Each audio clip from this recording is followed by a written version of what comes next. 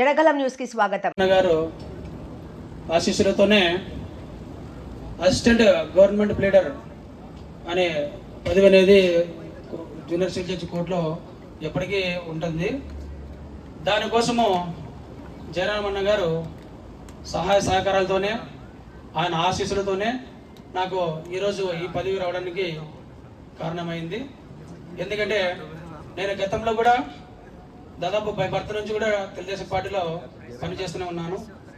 తర్వాత 2007 సంవత్సరంలో కూడా పట్టణ తెలుగుతో అధ్యక్షుడిగా పనిచేశాను. గతంలో కూడా చాలా కార్యక్రమాలు చేసి కూడా తెలుగుదేశం పార్టీలో కూడా అదేవిధంగా కొనసాగుతున్నాను.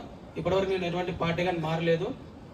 ఈ సేవలు గుర్తించి నేను చాలామంది సమాజంలో కానీ టౌన్లో కానీ నేను చాలా తెలుగుదేశం పార్టీ కార్యకర్తల తరఫున కూడా కేసులు కూడా చాలా చేశాను.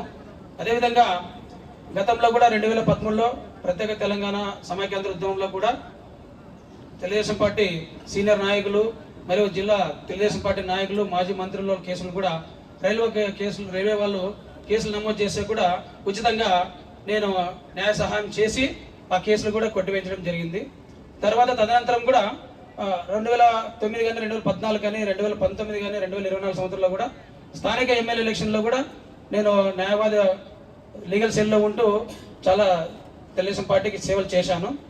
గతంలో ఏమైందంటే 2024 సంవత్సరంలో తెలుగుదేశం పార్టీ వచ్చేసి టికెట్లు ఎవరికి వెళ్ళా ఏం కథ అని చెప్పేసి సత్యంలో ఉన్నప్పుడు నారా చంద్రబాబు నాయుడు గారు, నారా లోకేష్ గారు గుంతకల్లో టికెట్ ఎవరికి ఇస్తే బాగుంటుందని చెప్పేసి అంచనాలు వేసినప్పుడు మరియు ఇంటెలిజెన్స్ రిపోర్ట్ చేసినప్పుడు కూడా చాలా మంది పేర్లు పోయినాయి. అందులో మన అన్న అయినటువంటి గుమ్మనూరు జయరామన్న పేరు వాట్సాప్లో వైరల్ అయింది. వాట్సాప్లో వైరల్ అయితేనే చాలా మంది మన గుంతకల్ నియోజకవర్గంలోనే చాలా మంది షాక్ గురైనారు.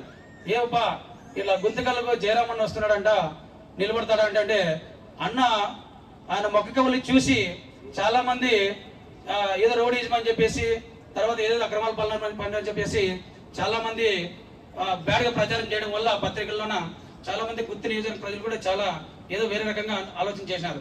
కానీ ఆ ఆలోచనకి ఇప్పుడు ఉన్నటువంటి అన్నకి చాలా వ్యతిరేకం, చాలా డిఫరెంట్ అన్న. ఎందుకంటే అన్నకు 2024లో టికెట్ డిక్లేర్ చేసిన తర్వాత అన్న గతంలో టికెట్ రాకముందు కూడా మేమంతా తెలుగుదేశం పార్టీ నియోజకవర్గం మొత్తం కూడా అన్నకు వ్యతిరేకంగా మేము చాలా మాట్లాడాల్సి వచ్చింది అన్న. ఎందుకంటే మేము కాదు మొత్తం నియోజకవర్గంతో మాట్లాడాల్సి వచ్చింది. ఎందుకంటే స్థానికులు అని చెప్పేసి స్థానికులకి ఇవ్వాలని చెప్పేసి నేను కూడా వీడియోలో కూడా చాలాసార్లు అన్నని దూషించి మాట్లాడడం జరిగింది.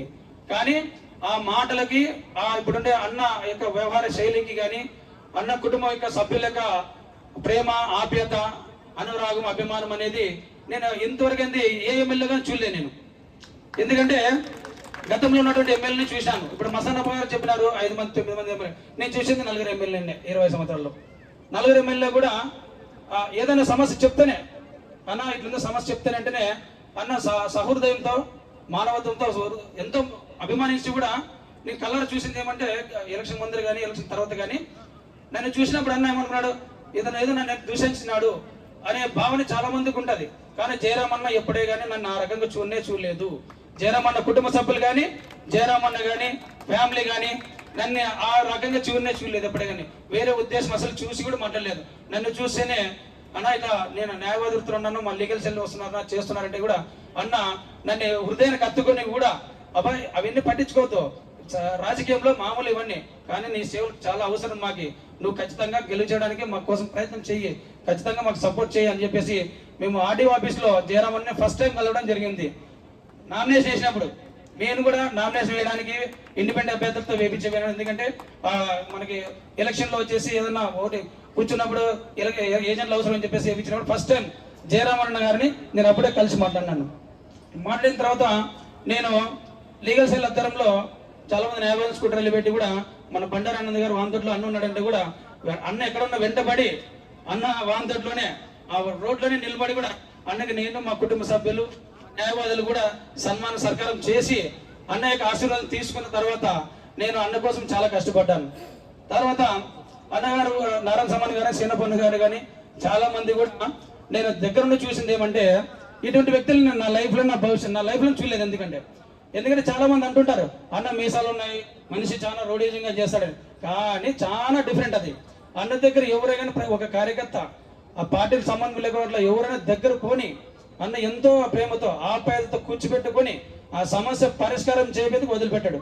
అలాంటి వ్యక్తి, మహోన్నతమైన వ్యక్తి అన్న. నేను గతంలో కూడా అన్న దూషణలు చేసినందుకు కూడా ఈ సభాముఖంగా నేను అన్నగారికి నేను క్షమాపణ చెప్పుకుంటున్నా. ఎందుకంటే నా గతంలో ఎటువంటి ఎమ్మెల్యేలు కూడా నాకు ఇంతవరకు నాకు సపోర్ట్ చేయలేదు. ఎందుకంటే 2014 కష్టపడినాను, గతంలో కూడా నేను డబ్బులు పోగొట్టుకున్నా, అయినా కూడా నన్ను ఎవరైనా గుర్తించలేదు. కానీ 2024 సంవత్సరంలో అన్నెనక నేను చేసింది జర్నీ కేవలం 20 రోజులు మాత్రమే.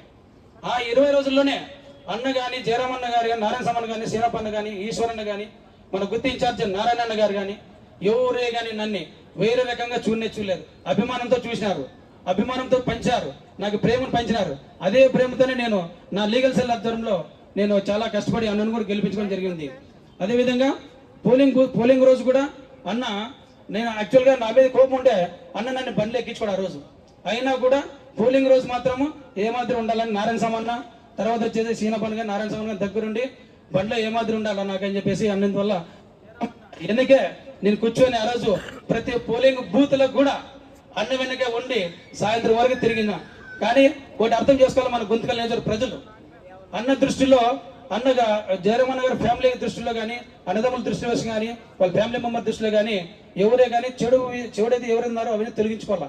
మనం అనుకుంటున్నాము అన్నలు ఏదో చేస్తారు పెడతారు, కానీ అన్న ఎంత కష్టపడినాడు ఏం కథ అనేది కాదు.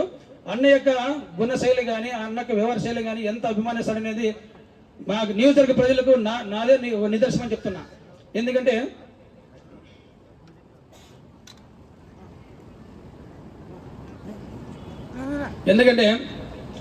అన్న నాకు తెలిసి జయరామన్న గారు గెలిచిన వెంటనే కూడా ఈ నా ఏజీ పోస్ట్ కోసం మేము అన్న దగ్గరగానే పోయినాము. వాడికి దాదాపు 100 మంది ఉన్నారు అక్కడ జయరామన్న గారి ఇంట్లో. కానీ మేము న్యాయవాదులంతా కలిసి ఒక గురుప్రసాద్ అడ్వకేట్ కానీ, మా తర్వాత వచ్చి ఎన్ఎల్ ప్రసాద్ కానీ, లక్ష్మీనారాయణ గారు, రవీంద్ర కుమార్ కానీ, రాజశేఖరు, చాలామంది న్యాయవాదులు మేము అక్కడ వెళ్ళాము. వెళ్ళిన తర్వాత అసిస్టెంట్ గవర్నమెంట్ ప్రిడెక్టర్ ఆల్రెడీగా అన్న లెటర్ ప్యాడ్ చేసినాడు వేరే వాళ్ళకి. కానీ అన్న గురించి నాకు లెటర్ ప్యాడ్ అన్న ఇట్లా జరిగిందని చెప్పేసి పత్తిపిందు మీద మాడే ఉంది, లోకేంద్రం ఉన్నాడు లోపల పోయి అన్నతో మాట్లాడితే అన్న ఉండేసి నాకి కష్టపడే ఆయన బంధువు అవుతాడు, అయినా కూడా జయరామన్న బంధువుని కాదని పక్కన పెట్టి అన్న ఏమాదిరి కష్టపడినాడు, ఆ పిల్లోనికి నేను న్యాయం చేస్తానని చెప్పేసి అందరు ఎదురుగా మాట ఇచ్చి లెటర్ ప్యాడ్ కూడా ఇచ్చినటువంటి వ్యక్తి మన గుమ్మూరు జయరామన్న గారు. నాకు అలాంటి వ్యక్తి, ఎందుకంటే బంధుత్వాలను పక్కన పెడతాడు, అందరినీ దూరం పెడతాడు కాదు, బంధుత్వాలు కాదు, మన కష్టపడినవాడు, మన కోసం పనిచేసేవాడు, మన కోసం పనిచేసేవానికి, తర్వాత తెలుగుదేశం పార్టీలో కష్టపడిన వాళ్ళకి, కార్యకర్తలకి న్యాయం చేయాలనే ఉద్దేశంతోనే జయరామన్న గారు నాకు ఆ అసిస్టెంట్ గవర్నమెంట్ పీరియడ్ అనేది ఒక లెటర్ ప్యాడ్ ద్వారా, ఒక చిన్న సంతకం ద్వారా నేను ఈ వేదిక నిలబడుతున్న కారణం ఏమంటే జయరామన్న గారు.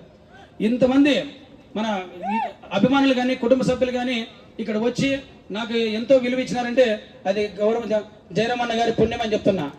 ఎందుకంటే జయరామన్న గారు ఇచ్చినటువంటి నాకు విలువ గతంలో ఏ ఎమ్మెల్యే కూడా నాకు ఇవ్వలేదు, సభాముఖంగా చెప్తున్నా. ఎందుకంటే గతంలో కష్టపడిన వాళ్ళకి ఎవరికైనా గుర్తిస్తేనే వాళ్ళు ఫోటో పెట్టుకుంటారు ఎక్కడైనా పైన, మన ఇంట్లో ఫోటో పెట్టుకుంటారు. అట్లా గుమ్మూరు జయరామన్న గారు ఫోటో కూడా నేను పెట్టుకుంటానని చెప్పి సభాముఖంగా చెప్తున్నాను. ఎందుకంటే నాకు అంత విలువ ఇచ్చాడు. నేను ఎన్ని మాటలు మాట్లాడినా కూడా పట్టించుకోకుండా అవన్నీ పక్కన పెట్టి మీలాంటి కష్టపడే వాళ్ళే మాకు కావాల్సింది, రాజకీయాలు ఎవరిని వద్దు, మనకి అవన్నీ కామని చెప్పేసి జయరామన్న చెప్పడం వల్ల నేను ఈ సభాముఖంగా అదేవిధంగా ఇంతమంది సభాముఖంగా ఈ జనాల సమక్షంలో నేను అదే చెప్తాను. జయరామన్న గురించి ప్రతి ఒక్క కష్టపడిన కార్యకర్తకి జయరామన్న గుర్తు పెట్టుకొని ఎవరికి పదవి ఇవ్వాలా, ఎవరికి పదవి ఇవ్వకూడదని ఖచ్చితంగా జయరామన్న గారి ఫ్యామిలీకి తెలుసు. కష్టపడిన ప్రతి కార్యకర్తకు కూడా న్యాయం జరుగుతుందని చెప్పేసి ఈ సభాముఖంగా తెలియజేస్తున్నా. ఇంకోటి విషయం ఏమంటే జయరామన్న గారు నేను ఈ సన్మాన కార్యక్రమం పెట్టినప్పుడు కూడా జయరామన్న ఒకటే చెప్పాడు, అబ్బా ఏమాదిరి నువ్వు గ్రాండ్గా పెట్టుకోవద్దు, ఎందుకు నీకు ఇచ్చిన పోస్టు చాలా చిన్నది, అయినా కూడా గౌరవం బాగుంటుంది, కానీ ఎక్కువ ఖర్చు పెట్టుకోవద్దు అని చెప్పేసి అలాంటి చెప్పిన వ్యక్తి మన జయరామన్న గారు. వేరే వ్యక్తులు అయితే పెట్టుకో, ఎంత ఖర్చు పెట్టుకో అంటారు, కానీ ఒక సామాన్య వ్యక్తికి నాకు ఏజీపీ ఇచ్చారంటే మాత్రము ఆయన కుటుంబానికి నేను చాలా రుణపడి ఉంటాడని చెప్తున్నానన్న. ఇంకోటి ఏమంటే నేను ఇట్లా పంటల్లో కొనని బుక్ చేశాను అని చెప్పేసినప్పుడు కూడా అన్నగారు దండించారు. నువ్వు ఎందుకు అంత ఖర్చు పెట్టుకుంటున్నావు, నువ్వు సామాన్యమైన వ్యక్తి కాబట్టి నువ్వు అంత వద్దు, చిన్నగా ఉండి నీ ఫ్యామిలీకి ఇంత ఉంటుంది, నువ్వు చిన్నగా పెట్టు, నువ్వు డోన్ముక్లో కాదు, నువ్వు ఇక్కడ నా తిమ్మరుపులో పెట్టు, నేను నా బంధువులంతా నా ఫ్యామిలీ అంతా వచ్చి ఎక్కడైనా పెట్టు, నీకు వచ్చి పిలిచి నీ కోసం మేము వస్తామని చెప్పేసి చెప్పిన వ్యక్తి మన గుమ్మనూరు జయరామన్న గారు. అదేవిధంగా ఈరోజు కూడా అదే ఏదైతే నాకు ఈ గవర్నమెంట్ పోస్ట్ ఇచ్చినాడో అదే కృతజ్ఞతగా జయరామన్న గారికి నేను గతంలో నేను మాట్లాడిన మాటలు కాదు, అన్నగారికి నా అభిమానం ఎంత ఇంకతో ఈ విధంగా నేను చిన్న సత్కారం చేసి ఈ విధంగా నేను రుణం తీసుకుంటానని చెప్పేసి సభాముఖంగా తెలియజేస్తున్నాను. ఈ సభాముఖమైన ఉద్దేశం ఏమంటే, నాకు అసిస్టెంట్ గవర్నమెంట్ లీడర్ పదవికి ఇచ్చినందుకు అన్నగారికి చిన్న సత్కారం మాత్రమే ఇది. ఇంకా భవిష్యత్తులో కూడా నాకు దేవుడు ఏమైనా సాయం చేస్తే కూడా అన్నగారికి ఇట్లాంటివి ఇంకా 10 ప్రోగ్రాంలు చేసి గుమ్మనూరు జయరామన్న ఫ్యామిలీకి కట్టుబడి ఉంటానని చెప్పేసి, రుణపడి ఉంటానని చెప్పేసి ఈ సభాముఖంగా తెలియజేస్తున్నాను. అదేవిధంగా ఈ ఏజీ పోస్ట్ కూడా నాకు రావడానికి కారణమైనటువంటి మా చిన్నాడు స్నేహితుడు మా యుగంధర్ కూడా ఉన్నాడు. నాకు చాలా సహాయం చేశాడు ప్రతి విషయంలో కూడా. వాడు ఎన్ని తిట్లు తిన్నా కానీ నేను తిట్టించుకొని అన్నతో మాట్లాడి ఏదైనా కానీ నాకు ముందుంటే నడిపించినాడు. ఈ విషయంలో కూడా చాలామంది మన ఫ్రెండ్ సర్కిల్లో కూడా మా న్యాయవాదులు, మళ్ళీ తెలుగుదేశం పార్టీ నాయకులు, నాకు ఈ ఏజీపీ రావడానికి కారణమైనటువంటి వ్యక్తులు కూడా ధన్యవాదాలు తెలియజేస్తున్నాను.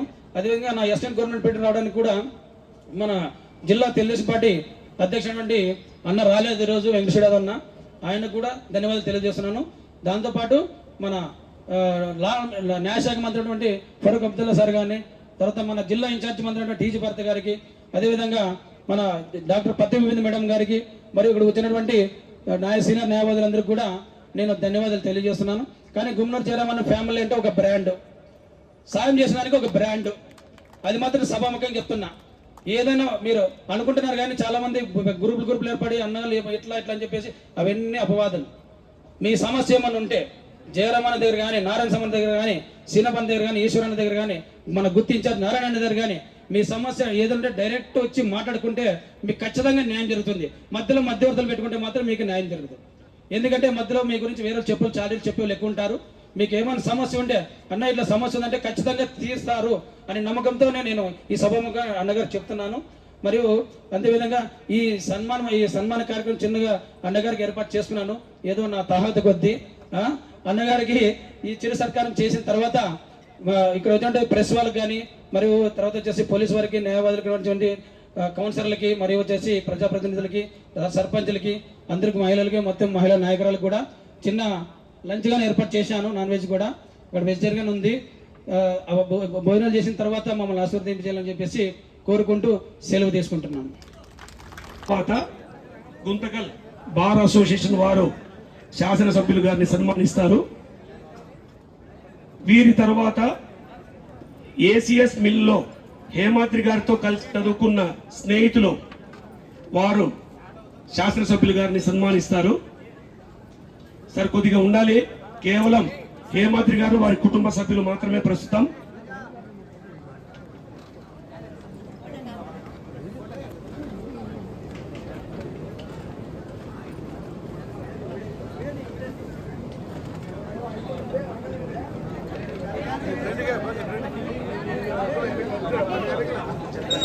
కార్యక్రమం ఇంకా 15-20 నిమిషాలు ఉంటుంది. దయచేసి అందరూ ఓపికగా కూర్చోవాలి.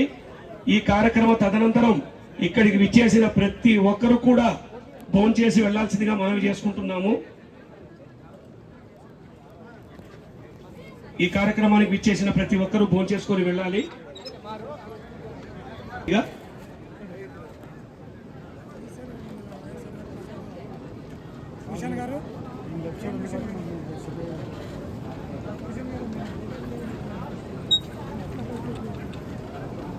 శాసనసభ్యులు గారిని గజమాలతో సత్కరిస్తున్న హేమాద్రి దంపతులు ఒక్కసారి చప్పట్లతో అందరూ అన్నగారికి కృతజ్ఞతలు తెలియజేసుకుందాం.